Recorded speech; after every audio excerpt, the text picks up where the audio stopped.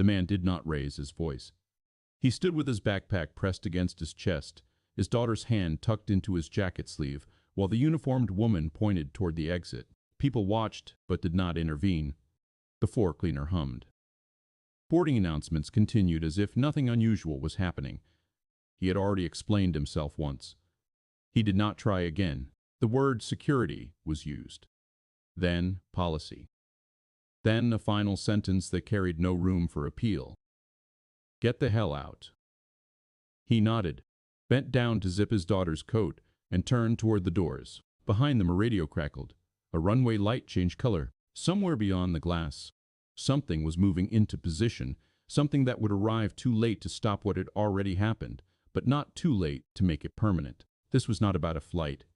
It was about who was allowed to belong before proof arrived. If you're drawn to quiet stories about power, dignity, and the cost of judgment, consider staying with the channel. He arrived early because arriving late always cost more than time. The regional airport had a habit of tightening when schedules slipped, and tonight the weather had already done that work for it. He stood near the windows where the glass looked out on the runway lights, his backpack on the floor between his feet, his daughter leaning into his side. He kept one hand in the strap loop, not because he feared losing it, but because it gave him a place to rest his fingers. The board showed delays in a column that felt longer than it needed to be. He read it once, then stopped looking. Rechecking would not change anything. He adjusted his daughter's jacket, tugging the zipper up until it brushed her chin. She flinched, then settled again. He whispered an apology without turning his head. Around them, people shifted. Shoes scraped. A phone rang and was silenced. Someone laughed too loudly, then caught themselves. The terminal was small enough that movement was noticed, but large enough that no one felt responsible for it. He stood where he was because standing kept his daughter upright. Sitting would have meant rearranging her, waking her, explaining. He chose stillness because it was cheaper. He had chosen his clothes for the same reason. Clean jeans, a gray sweatshirt without a logo, shoes that could pass anywhere. He had learned that looking undecided invited questions. He did not want questions. He wanted time to pass. A floor cleaner moved down the aisle, its cord looping and unlooping as it went. He stepped back half a pace to give it room. The machine hummed, steady and impersonal. His daughter watched it with one eye open, then closed both again. He shifted the backpack slightly so it would not tip. He was aware of the staff before they were aware of him. He noticed the uniforms, the clipped movements, the way they stopped short of conversations. He noticed because he always noticed. He did not stare. He let his gaze move and return. He knew the difference between looking and watching. When a woman in a blue jacket paused a few yards away, he felt it in his shoulders before he saw her face. She scanned the waiting area with a practiced motion, eyes moving from bag to bag, person to person, then back again.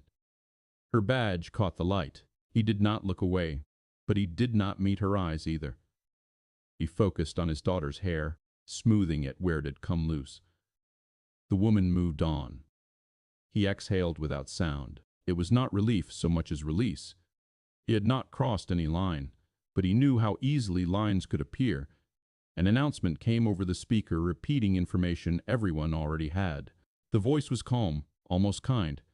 He adjusted his stance again, spreading his weight. His legs ached. He ignored it. He had stood through worse. His daughter stirred. He bent slightly, lowering his head so his voice would not carry. "Still okay?" he asked. She nodded against his side. "Can we get water?" she said, the words soft and careful. He glanced toward the vending machines. The line was short. He picked up the backpack and slung it over one shoulder, then took her hand. Her fingers were cold. He tucked her hand into the sleeve of his jacket as they walked, a small, shared space they both knew. At the machine, he fed in bills that had been folded and unfolded too many times. The machine accepted them without comment. He handed her the bottle and twisted the cap loose before giving it to her. She drank, wiped her mouth with the back of her hand, and handed it back. He capped it again and slipped it into the side pocket. As they turned, he saw the woman in the blue jacket again, now closer.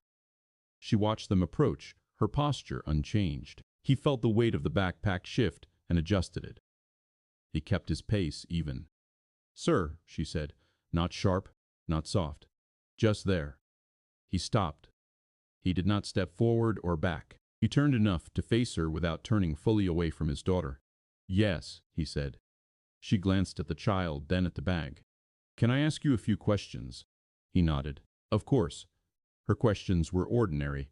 Where were they traveling? Did he have boarding passes? Was he waiting on someone? He answered each one plainly. He took out his phone, pulled up the passes, held the screen steady until she nodded. He did not explain anything she had not asked. She thanked him and said she would be right back. He nodded again. He did not ask why. When she returned, she was not alone. Another uniform stood a few steps behind her, hands clasped. The space around them felt different, tighter. Conversations nearby dipped, then resumed. Sir, she said again, we're going to need you to step over here for a moment. He looked down at his daughter. She looked up at him, searching his face. He squeezed her hand once. Okay, he said. He moved when she indicated, not quickly, not slowly. He did not argue. He did not cross any line. The line moved to meet him instead. The terminal kept going. The floor cleaner hummed. The board flickered. And somewhere behind the glass, lights shifted in patterns he could not yet read. He stood where they asked him to stand, his daughter still beside him, and waited to learn what had already begun. They did not take him far. Just a few steps to the side, close enough that he could still see the windows, far enough that he was no longer part of the waiting area. The woman in the blue jacket stood in front of him. The second uniform stayed back, eyes moving without settling. The distance felt measured. Do you mind setting the bag down? She asked. He slipped the backpack off his shoulder and placed it on the floor between his feet. He did it carefully, aligning it so it would not tip. His daughter stayed close, her shoulder pressed against his thigh.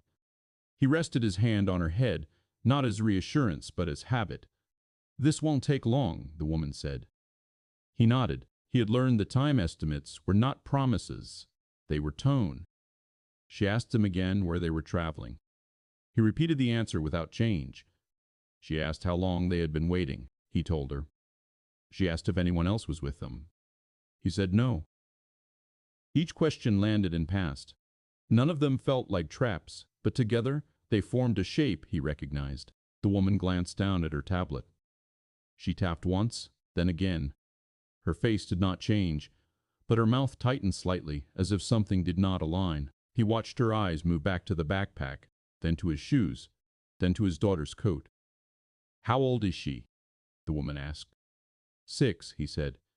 His daughter looked up at the woman, then back at him. He felt her grip tighten.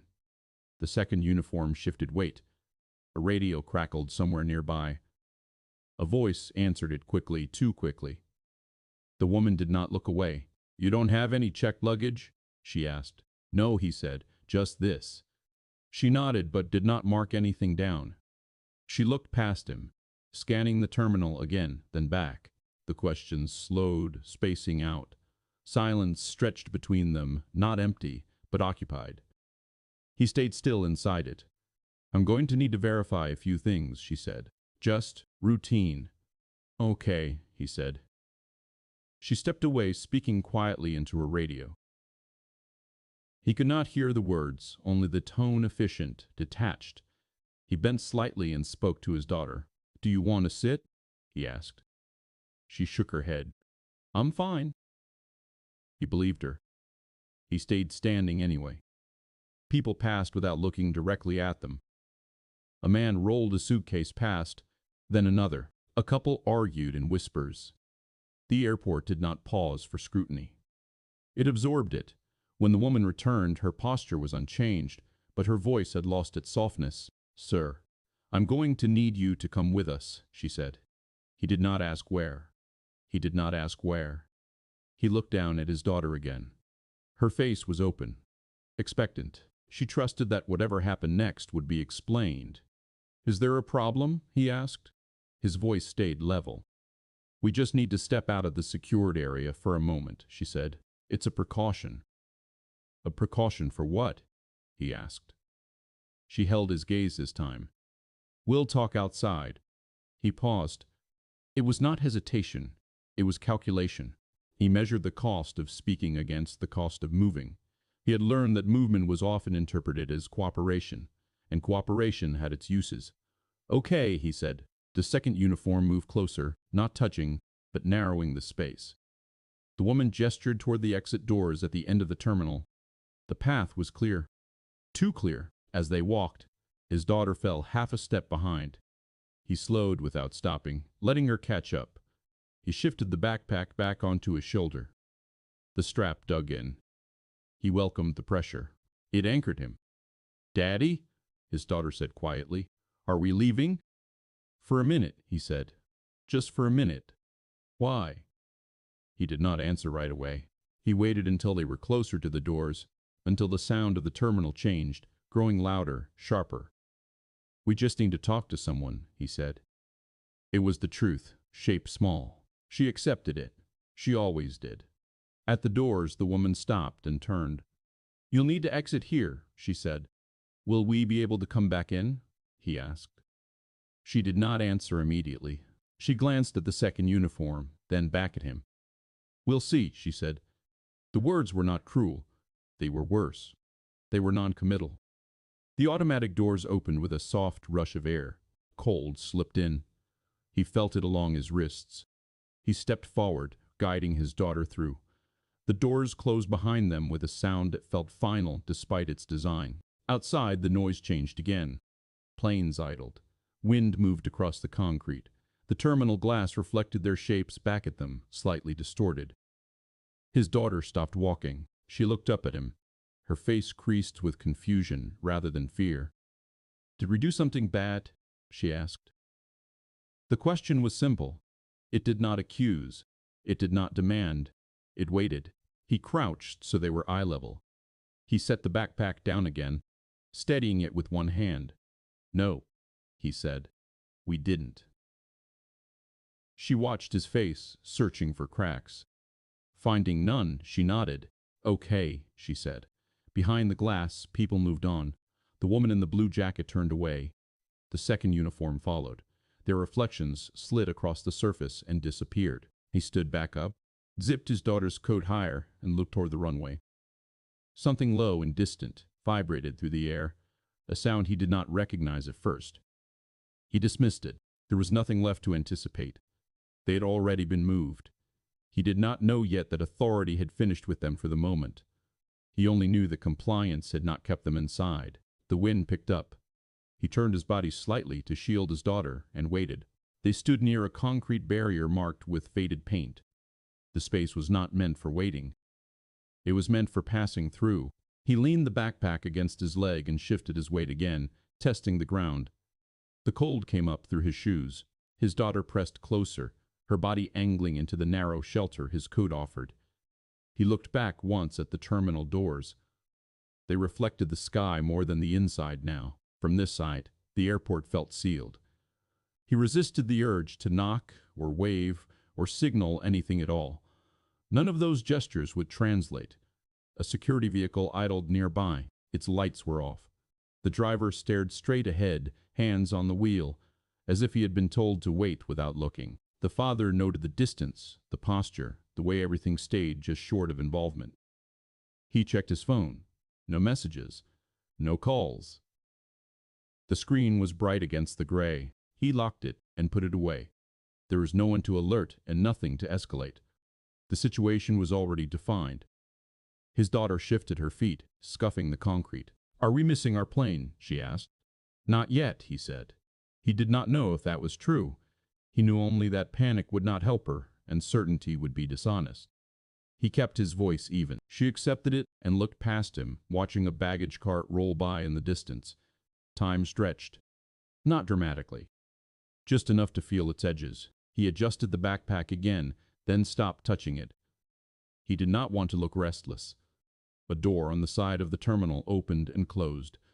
Someone stepped out, lit a cigarette, stepped back in. No one acknowledged them. The rules flexed for some and hardened for others. He did not catalog it as unfair. He cataloged it as information. The low vibration returned, stronger now. He felt it in his chest before he identified it. An engine closer than before, different from the others. He turned slightly, shielding his daughter from the wind, and looked down the runway. A small jet moved into view, sleek and quiet, its lights steady. It taxied with purpose, not hurried, not delayed. He watched without interest. He had seen jets before. They all landed somewhere that was not meant for him. His daughter noticed it too. "That's a fancy one," she said. "Yeah," he said. She watched it pass, then lost interest. She leaned against the barrier and swung one foot. He stayed where he was. Inside the terminal, things were changing without them. Names were being checked. Numbers were being read. A tail number meant something to someone. The meaning did not reach the concrete where he stood. A few minutes later, the woman in the blue jacket emerged again. She walked quickly now, her steps sharper, her radio pressed close to her mouth. She stopped a few feet from him, not too close, but no longer distant. "Sir," she said. Her tone had shifted. It was not apologetic. It was alert. "Yes," he said. "Can you confirm your name again?" she asked. He did. She repeated it into her radio. Her eyes moved over him differently now, not assessing, but aligning. "And you're traveling on flight." She stopped herself, glanced down, corrected. "You're traveling with your daughter, correct?" "Yes." She nodded, then looked at the jet again. The connection was forming behind her eyes. He could see it, the moment where assumption recalculated itself. "We need you to come back inside," she said. He did not move. Not yet. "Why?" he asked. She hesitated. It was brief, but it mattered. "There's been a misunderstanding," she said. He looked at the terminal doors, then back at her. "What kind?" She did not answer that either. Instead, she stepped aside and gestured toward the entrance. The same path they had just taken, now reversed. His daughter looked up at him. "Are we in trouble?" she asked. "No," he said again. The word was holding more weight now. They walked back toward the doors. The woman matched their pace, slightly ahead, as if guiding rather than escorting. The security vehicle remained idle. The driver did not look at them. As they passed through the automatic doors, the air changed. Warmth replaced cold. The sound of the terminal rushed back in, layered and loud. Conversations paused again, then resumed. Heads turned, then turned away. Inside, the space they re-entered felt altered. Not physically. Socially. People noticed them now. The backpack, the child, the man who had left and returned. He felt eyes linger, then adjust. Another uniform approached, older with a different posture. He nodded once, not at the father, but at the woman.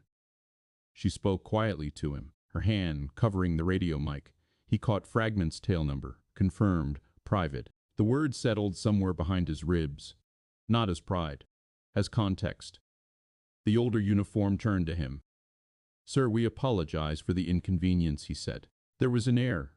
"What kind of error?" the father asked. The man smiled, thin and practiced. "A procedural one." The father nodded. He did not accept the answer. He simply acknowledged it. They were guided toward a seating area. Someone brought water. Someone else asked if his daughter needed anything. The offers came quickly now, overlapping. He felt them press against him, heavy with intent. He sat because his daughter needed to sit. He placed the backpack at his feet and rested his hands on his knees. He did not relax. He did not stiffen. He stayed where he was. The jet outside finished taxiing. It came to a stop. The sound cut off, leaving a sudden quiet that made the terminal noise feel louder by contrast. The woman in the blue jacket stood a few steps away, watching him with something like concern or maybe calculation. He could not tell. He did not try. He looked down at his daughter. She was drinking water, her legs swinging. She seemed calm. She always did. Once she understood that nothing immediate was being asked of her. "Daddy," she said, lowering the bottle. "They're being nice now." He met her eyes. He did not correct her. He did not explain. "Yes," he said, "they are." Around them, authority adjusted its posture. Radios quieted. Voices softened. The system had recognized something it valued. He sat with that knowledge and felt its weight settle. Whatever had been taken earlier was not being returned. It was being replaced. He stayed silent, letting the replacement arrive fully, knowing silence was the only honest response left. They did not ask him to move right away. Instead, they hovered, offers circled without landing. Someone asked again if his daughter was comfortable. Someone else asked if he needed a phone charger. He answered politely, briefly, declining most of it. He accepted a napkin when his daughter spilled a little water on her sleeve. He dried it carefully, folding the napkin afterward and placing it on the table. Across the terminal, the jet was no longer moving. From this angle, it was partially hidden by the curve of the glass, its nose cut off by the frame. He could see only the body and one wing. It looked smaller now that it had stopped, less like an event, and more like an object that belonged there. The older uniform returned with another person, this one in a suit that did not match the airport's palette. The suit held itself differently, as if unused to waiting. The man smiled before he reached him. "Mr. Hale," he said, "I'm very sorry about what happened earlier." The name landed cleanly, not mispronounced, not checked twice. The father nodded. He did not stand. "There was a breakdown in communication," the man continued. "We take full responsibility." The words were smooth. He had heard versions of them before, in other places, other rooms. They were meant to close something. He let them pass. "My daughter was asked if she did something bad," he said. The man blinked, just once. "I'm sorry," he said again, slower this time. The father looked at the woman in the blue jacket. She was watching the floor. Her hands were clasped tightly in front of her. She did not look up. "I understand procedures," the father said. "I understand precautions. But you removed us first and explained later." The man in the suit nodded, as if agreeing with a reasonable point. "That shouldn't have happened," he said, "and we'll make sure it doesn't happen again." The father did not respond. He could feel the conversation being steered toward resolution, toward a neat ending that required nothing further from anyone. "We'd like to offer you expedited boarding," the man said. "An escort, if you prefer. And, of course, compensation for the inconvenience." "Inconvenience," the father repeated.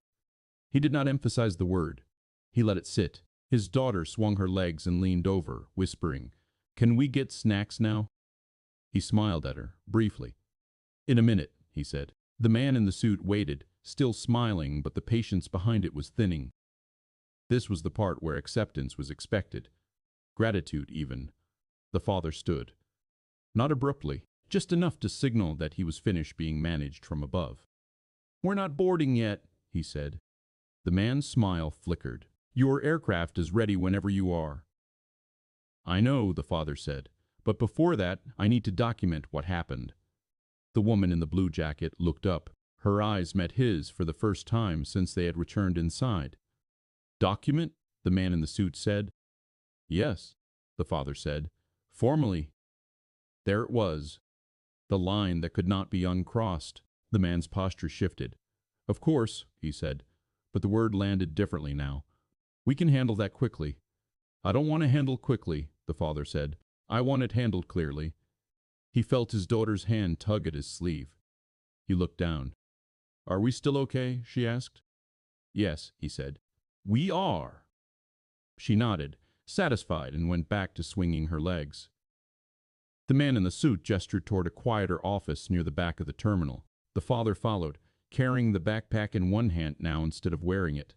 He noticed the difference in how people moved out of his way. He did not adjust his pace to match their new awareness. Inside the office, the door closed softly. A chair was offered. He declined. He stood instead, resting the backpack against the wall. A form was produced, digital at first, then paper when he asked for it. He read each line before answering. He described the sequence of events without commentary. Times, words used, where they stood, where they were moved. No one interrupted him. When he reached the line about his daughter's question, his pen paused. He wrote it exactly as she had said it. No quotation marks, just the sentence. The man in the suit watched him write, his hands folded. The woman in the blue jacket remained near the door. Her face was still, but her breathing had changed. It was shallow now, measured. "This will trigger review," the man said once the form was complete. "It may involve interviews." "I understand," the father said. "It may take time." "I understand." The man nodded. "We appreciate you bringing this to our attention." The father capped the pen and set it down. "I didn't bring it," he said. "It found us." Silence followed, not awkward, just present. When they stepped back into the terminal, the rhythm had shifted again. Boarding announcements were being updated. Staff moved with slightly more care. He could feel it, the subtle recalibration. They walked toward the private boarding entrance now, away from the main gate. The path was quieter, less exposed. His daughter skipped once, then stopped herself, unsure. He placed a hand lightly on her shoulder. "You can walk," he said. She did, holding her head a little higher. As they reached the door that would lead them out to the jet, he glanced back once at the main terminal, at the place where they had stood earlier, unnoticed. At the doors that had closed, nothing looked different. That was the problem. He turned forward again and stepped through, knowing that whatever followed would not erase what had already settled into the building's memory. Authority had corrected itself. Dignity had not been restored. It had been renegotiated. And that negotiation was now permanent. The walk to the aircraft was short. The tarmac stretched wide and open, the air cleaner then inside, stripped of voices and announcements. The jet waited with its door open, stairs already set. No one rushed them. That, too, was a change. A crew member stood at the base of the stairs, hands folded, posture attentive without being stiff. He greeted the father by name. The father nodded once and guided his daughter forward. She climbed the steps carefully, one hand on the rail, counting them under her breath. He followed a step behind, carrying the backpack like a briefcase now, careful not to let it bump the metal. Inside, the cabin was quiet in a way the terminal never was. Not silent, just controlled. The lights were low. The seats were already arranged for two. Someone had placed a small blanket on one of them, folded neatly. His daughter touched it, then looked at him for permission. "You can use it," he said. She climbed into the seat and pulled the blanket over her legs. Her shoulders dropped. He watched that happen and felt the tension leave her body in a way it had not outside.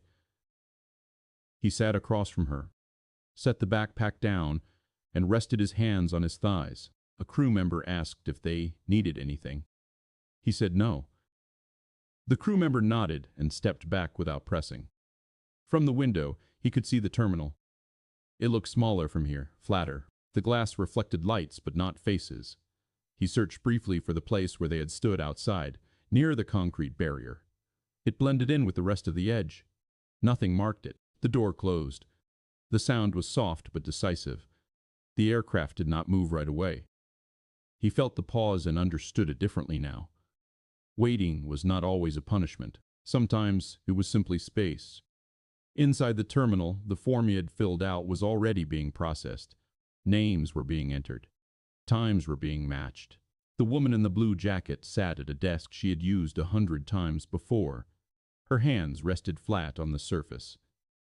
She stared at the screen without scrolling. The older uniform spoke quietly with the man in the suit. Their voices stayed low, but their bodies angled toward each other. The conversation was not heated. It did not need to be. It was about exposure, not error. The woman replayed the moment outside in her head. The way the doors had closed. The way the child's voice had carried. She had followed procedure. She had followed procedure. She knew that. But procedure did not account for tone, or sequence, or the way questions landed when asked too late. She did not know yet what the review would decide. She knew only that it would not be nothing. On the jet, the father buckled his daughter in. He checked the latch twice, then once more, not because it was loose, but because repetition steadied him. She watched him, then copied the motion on her own belt. "Is it okay now?" she asked. "Yes," he said. "It is." She leaned her head against the seat and closed her eyes. She did not fall asleep. She simply rested, trusting the stillness. The engine started. The sound built slowly, evenly. He felt it through the floor, through the seat, through his ribs. It was not the roar he remembered from commercial flights. It was contained, disciplined. As they began to move, his phone vibrated. A message from his assistant. "We heard. Call when you can." He did not reply. He turned the phone face down and slid it into the seat pocket. The situation did not need commentary yet. It needed time. The jet turned onto the runway. Lights lined up ahead of them, straight and patient. He watched them pass beneath the nose one by one until they blurred. Inside the terminal, boarding continued for other flights. Staff spoke more carefully than they had an hour earlier. Questions were framed differently. Requests were explained sooner. No one announced a change. It showed itself in pauses, in tone, in the order of words. A man with a backpack and no checked luggage was asked where he was headed. The question came with a smile this time. He answered. Nothing else happened. The jet lifted smoothly. His daughter's eyes opened briefly, then closed again as the ground fell away. He watched the terminal shrink until it became just another shape among lights. He did not feel victory. He felt weight. The kind that followed decisions that could not be undone. He thought of the word inconvenience and how easily it had been offered. He thought of the way his daughter had accepted each answer without argument. He thought of the moment he had chosen to write instead of leave. Silence filled the cabin, not empty, but settled. He leaned back and closed his eyes for a moment, then opened them again. He wanted to stay present. This was the cost of clarity. It did not end at the decision. It lingered. Below them, the airport continued its work. Above it, the jet moved on. The system would adjust in small ways. It always did. But the memory of being told to leave before being understood would remain intact, untouched by apologies or upgrades. He placed one hand on the armrest, grounding himself, and looked at his daughter sleeping. Something had changed. Not loudly, not publicly, but permanently, and that change would travel with them. Long after the runway lights disappeared, the cabin leveled off. The seatbelt light went dark. A crew member passed quietly, checking nothing in particular. The father loosened his shoulders and adjusted his posture, careful not to wake his daughter. She slept with her mouth slightly open, the blanket tucked under her chin. He watched her breathing until it settled into a steady rhythm. He took out the folded napkin from his pocket. It was still damp at the corner where he had dried her sleeve. He smoothed it flat against his leg, then folded it again, smaller this time. He did not throw it away. Not yet. The calm inside the aircraft did not erase what had happened. It only made room for it. Without noise, the details returned more clearly. The woman's tone when she had said precaution. The pause before "we'll see." The way the doors had closed without hesitation. He did not replay it to feel wronged. He replayed it to understand the shape of it. Where the moment had tipped. Where it had become irreversible. He had not been afraid outside. That surprised him when he admitted it to himself. He had been alert, measured. The fear had belonged to his daughter, briefly, and then it had passed. What remained was something harder to name, a thinning, as if a layer he relied on had been peeled back without warning. A soft knock came from the cockpit doorway. The captain stepped out, not in uniform, just a shirt with the sleeves rolled up. He smiled politely and lowered his voice. "I wanted to apologize personally," he said. "I was briefed on what happened." The father nodded. "Thank you." The captain hesitated, then continued. "It shouldn't have gone that way." "No," the father said. The captain waited, perhaps expecting more. When none came, he nodded again. "If you need anything at all," he said, and returned to the cockpit. The exchange ended without resolution. That felt right. His daughter stirred and opened her eyes. She looked around, orienting herself, then looked at him. "Are we flying now?" she asked. "Yes," he said. She yawned and stretched her arms. "It's quieter," she said. "It is." She sat up a little and looked out the window. Clouds slid past below them, wide and pale. She pressed her forehead to the glass. "They didn't say sorry outside," she said. He did not ask how she knew that. He had underestimated how much she had absorbed. He considered his response carefully. "No," he said, "they didn't." "But they did later," she said. "Yes." She thought about that. "Why later?" He looked at her reflection in the glass. He could see his own face behind hers, faint and distorted. "Sometimes people wait until they understand who they're talking to," he said. She frowned slightly. "That's silly," she said. He did not argue. It can be, he said. She turned back to him. You didn't yell? No. Why not? He considered the question. It was not curiosity. It was calibration. She was learning what was allowed. Because yelling wouldn't have helped, he said, and because I wanted them to listen. She nodded slowly. They listened when you wrote things down. Yes. She leaned back into her seat. Writing makes things real, she said. He smiled, just a little. It does. She closed her eyes again, satisfied with the answer, and pulled the blanket up. He waited until her breathing deepened before shifting. The napkin was still in his hand. He folded it once more and tucked it into the backpack instead of the trash. He did not need it. But he did not want to discard it as if it had no use. Outside the aircraft, the sky held steady. Inside the terminal below, the woman in the blue jacket was finishing her shift. She removed her badge and placed it in her locker. Her hands shook slightly as she did it. She closed the locker and stood there for a moment, eyes closed, replaying the scene again, this time with more detail than before. She had not meant to sound final. She had not meant to rush. But intent had not mattered. Sequence had. She would be called in for a conversation soon. She knew that. She did not dread it. She dreaded the quiet afterward, when procedure would be rewritten just enough to seem improved, and memory would do the rest of the work. On the jet, the father adjusted the seat and leaned back. He did not feel relief. He felt alignment. His actions matched his values. That was all he had aimed for.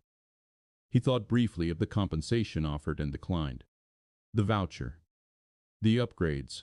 They would come anyway, automatically, folded into an account he rarely checked. They would not register as repair. They were gestures without memory. What mattered had already happened. It had happened in the asking and the answering, in the writing and the waiting. Recognition had arrived. It had arrived too late to prevent harm, but early enough to change record. He rested his head against the seat and closed his eyes for a moment, then opened them again. He wanted to stay awake for the landing. There was still one choice left to make. Not dramatic, not loud, but costly in a quieter way. And he would make it without announcement. They landed just after dusk. The runway lights came up beneath them, steady and pale, and the jet settled without protest. His daughter woke as the wheels touched down, her eyes opening before the sound reached her. "Are we here?" she asked. "Yes," he said. She sat up and looked around, orienting herself again. That was fast. It was. The aircraft taxied toward a smaller terminal, one set apart from the main building. The distance was deliberate. He recognized the design. Separation as convenience, privacy as service. When the door opened, the air outside was warmer than where they had left. A car waited nearby. Another crew member stood ready to assist. The offers returned, practiced and smooth. He thanked them and declined most of it again. He carried the backpack himself. He held his daughter's hand as they walked down the steps. She jumped the last one and laughed quietly, then looked up at him, checking if the sound was allowed. He nodded. It was. Inside the smaller terminal, there was no line, no announcements, just the desk, a chair, and a man waiting with a tablet. The man smiled and greeted him by name. "We just need a few signatures," the man said. The father nodded. He read before signing. He always did. Halfway through, he stopped. He set the pen down and looked up. "There's something else I need to add," he said. The man blinked. "Of course," he said. "What would you like to include?" The father thought about the wording. Precision mattered, not emotion, not emphasis. "I want the report forwarded," he said, "not just internally, to the oversight office." The man's smile thinned, just slightly. "That's not usually necessary," he said. "I know," the father said. "It can complicate things." "Yes." The man hesitated, then nodded. "I'll make a note." "I'd like it more than a note," the father said. "I'd like confirmation." The man glanced at the tablet, then back up. "That may take some time." "I'm not in a hurry," the father said. His daughter had wandered a few steps away and was looking at a framed picture on the wall. It showed an old aircraft, black and white, parked on a dirt runway. She traced the edge of the frame with one finger. "Daddy," she said, "this one looks tired." He smiled. It probably was. The man at the desk watched the exchange, then looked back at the father. Something in his expression shifted. Not resistance, but acceptance. "I'll process it," he said. "You'll receive confirmation by email." "Thank you," the father said. They finished the paperwork. The father signed the last page and stood. The decision settled into place as he did. It did not feel heavy yet. That would come later. Outside, the car door opened. The driver waited without speaking. The father helped his daughter into the seat, buckled her in, then got in beside her. The door closed with a quiet seal. As the car pulled away, his phone vibrated again. A second message from his assistant. "Legal can handle this if you want." He typed a response and deleted it. Typed again, then set the phone down without sending anything. This was not something to hand off. Not yet. His daughter leaned against him as the car moved through the service road. "Are we still okay?" she asked. The question familiar now, but softer. "Yes," he said. "We are. Because you wrote things down." "Because I didn't pretend it didn't happen," he said. She considered that. "Sometimes I pretend things don't happen," she said. "I know. Is that bad?" "No," he said. "It just doesn't fix anything." She nodded and watched the lights pass outside the window. The car reached the edge of the property and turned onto a public road. The airport fell away behind them, its glow fading into the distance.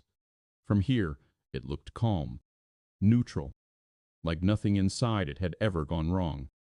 He rested his head back against the seat. The tiredness arrived all at once, sharp and undeniable.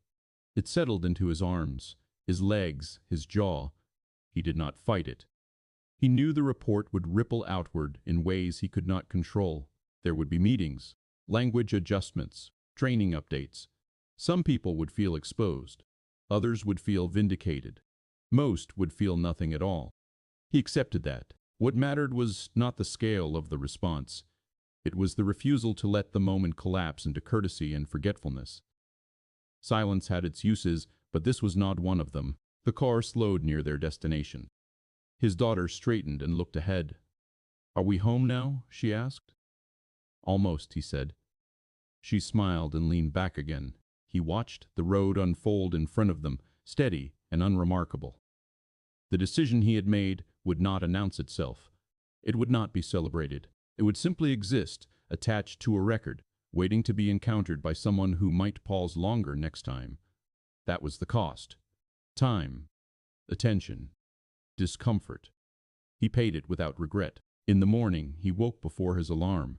The room was still dark, the curtains barely holding back the early light. His daughter slept beside him, turned toward the window, one arm flung over the pillow. He watched her for a moment, then carefully shifted out of bed so he wouldn't wake her. He dressed without rushing. The clothes were similar to the ones from the day before, plain, clean, chosen for ease. He paused with the sweatshirt in his hands, then folded it and set it back in the drawer. He picked a jacket instead. Not heavier, just structured enough to hold its shape. In the kitchen, he poured coffee and stood by the counter while it cooled. He did not check his phone right away. The habit had been broken the night before, intentionally. He wanted the morning to arrive on its own terms. When his daughter patted in, rubbing her eyes, he turned and smiled. "Morning," he said. "Morning," she replied. She climbed onto a chair and sat, legs tucked underneath her. "Are we going back to the airport today?" "No," he said. "Not today." She nodded, accepting the answer easily. "Good," she said. It was loud. He handed her a glass of juice and watched as she drank. She spilled a little and wiped it with her sleeve, then stopped and looked at him. "Napkin?" she asked. He reached for one and handed it to her. She cleaned the table carefully, slower than necessary. When she finished, she folded the napkin the way she had seen him do and set it beside her plate. "Writing makes things real," she said, not looking at him. "Yes," he said. "It does." Later they walked outside together. The air was cool, clear. Cars passed at the end of the street. A neighbor waved from across the way. He lifted his hand in return. He did not hurry his steps. He let his daughter set the pace. At the corner, a delivery truck blocked part of the sidewalk. Normally, he would have stepped around it without comment. Today, he stopped. "Excuse me," he said to the driver, his voice calm. "Could you move a little? There's not much room to pass." The driver looked surprised, then nodded.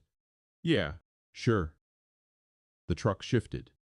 The sidewalk opened again. His daughter looked up at him. "You asked," she said. "Yes," he said. She smiled and kept walking. At work, the morning unfolded with its usual demands. Emails arrived. Meetings stacked. A note from legal sat unread for a while before he opened it. He read the message once, then archived it without response. The report was moving on its own now. It did not need steering. In one meeting, a junior colleague spoke hesitantly, circling a point without landing. The room waited, accustomed to filling silence. He did not interrupt. "Go on," he said. The colleague continued, steadier this time. When they finished, the room adjusted. The idea was considered, not dismissed. He noticed the shift and let it stand. That afternoon, his daughter came home from school with a drawing. It showed two stick figures holding hands in front of a building with a long line of windows. One figure was much smaller than the other.